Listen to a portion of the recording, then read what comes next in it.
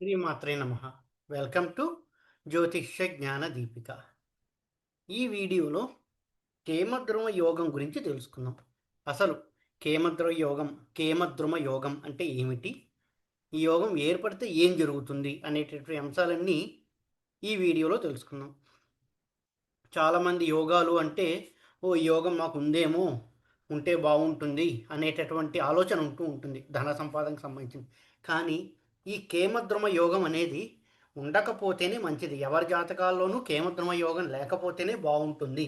అసలు కేమద్రుమ యోగం అంటే ఎలా ఏర్పడుతుంది, ఉంటే ఎటువంటి ఫలితాలు కలుగుతాయి, ఏ కష్టాలు అనుభవిస్తారు జాతకుడు, ఆ కేమద్రుమ యోగం లేదు అని చెప్పడానికి ఏ కాంబినేషన్స్ చూసుకోవాలి అనే అంశాలన్నీ ఈ వీడియోలో తెలుసుకున్నాం. సో ముందుగానే చెబుతున్నాను, ఈ యోగం ఎవరి జాతకాల్లోనూ ఉండకూడదండి. అంత మంచి యోగం కాదు.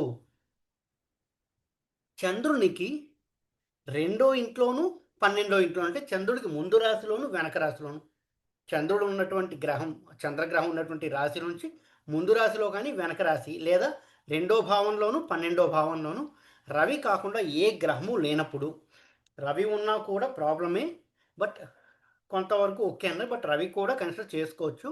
ఏ గ్రహాలు లేనప్పుడు, అంటే ముందు కానీ వెనక కానీ ఏ గ్రహాలు లేనప్పుడు, లేదా లేదా లగ్నం నుంచి కేంద్ర స్థానాల్లో అసలు ఏ గ్రహాలు లేనప్పుడు, ఈ రెండిట్లో ఏదో ఒకటైనా సాటిస్ఫై అవ్వాలి కండిషన్.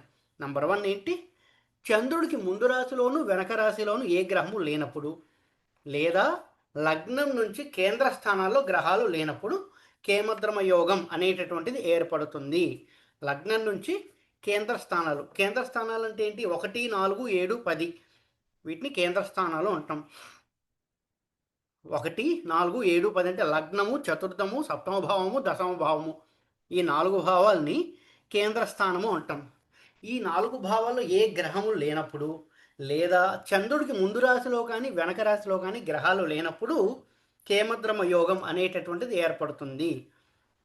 ఈ యోగం కనుక ఏర్పడితే, ఎవరికైనా జాతకంలో కేమద్రుమ యోగం అనేటటువంటిది ఏర్పడితే, విద్యాహీనులు, బుద్ధిహీనులు, ధనం లేనటువంటి వారు లేదా ధనం హీనులు, కష్టాలతో కూడినటువంటి జీవితం కలవారు ఉంటారు.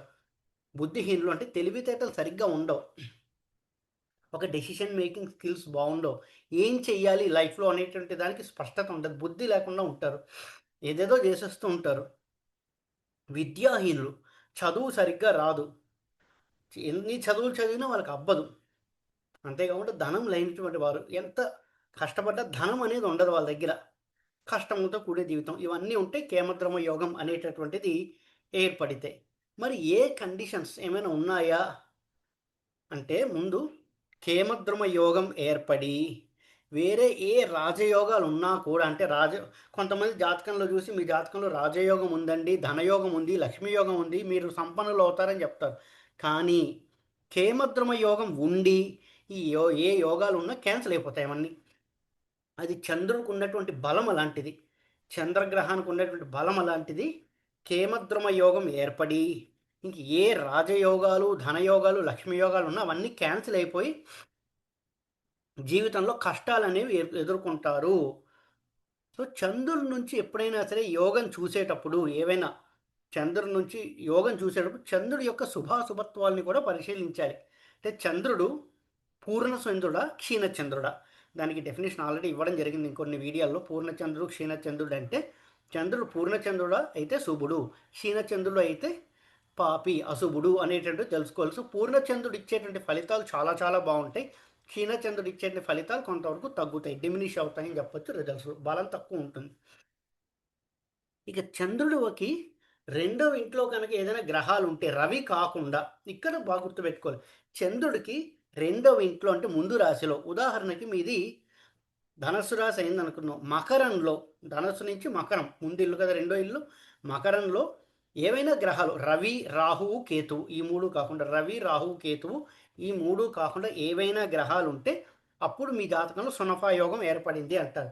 అలా కాకుండా ధనుసు రాశి ఎగ్జాంపుల్ తీసుకున్నాం కదా, వృశ్చికంలో అంటే 12వ ఇంట్లో వృశ్చికంలో రవి, రాహు, కేతువు కాకుండా ఇంకేవైనా గ్రహాలు ఉంటే, కుజాది గ్రహాలు అంటాం, ఏమైనా గ్రహాలు ఉంటే వాటికి అనఫా యోగం ఏర్పడింది అంటాం.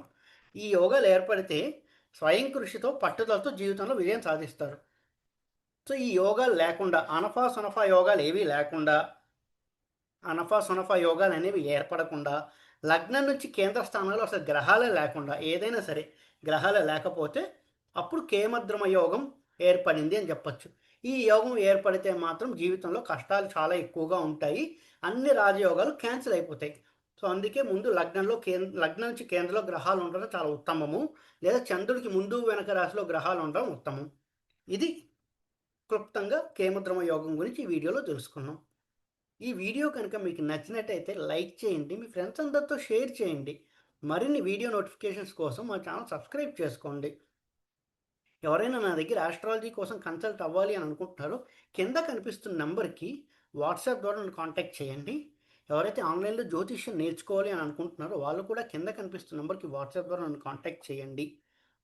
కన్సల్టేషన్స్ అన్నీ ఆన్లైన్లో తీసుకోవడం జరుగుతుందండి. ఆన్లైన్లోనే ఆస్ట్రాలజీ నేర్పడం జరుగుతుంది. జూలైలో ఒక కొత్త బ్యాచ్ స్టార్ట్ అవుతుంది. ఇంట్రెస్ట్ ఉన్న వాళ్ళు వాట్సాప్ ద్వారా నన్ను కాంటాక్ట్ చేసి రిజిస్టర్ చేసుకోవచ్చు. జూలై మిడిల్లో వచ్చేటువంటి బ్యాచ్ మిమ్మల్ని తీసుకోవడం జరుగుతుంది. ఓం నమో నారాయణ.